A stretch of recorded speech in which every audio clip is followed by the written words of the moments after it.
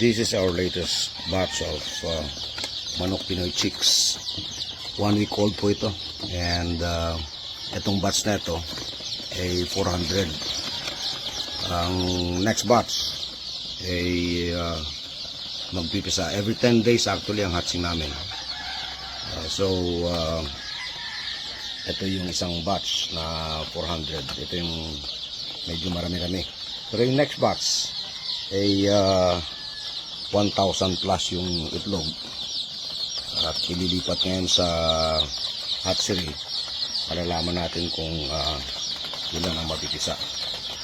So, medyo nagbasa yung tae nila.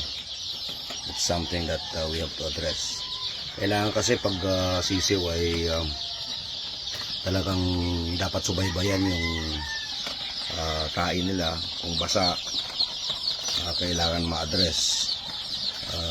We'll have to come up with medications sapagkat minsan stress din ang dahilan kung bakit nagbabasa yung tae. So, tuloy-tuloy na po yung ating hatching ng mga sisiw. Pag isang batch kasama nila.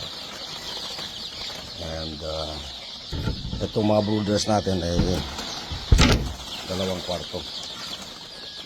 Ito yung kasama ng 400 to.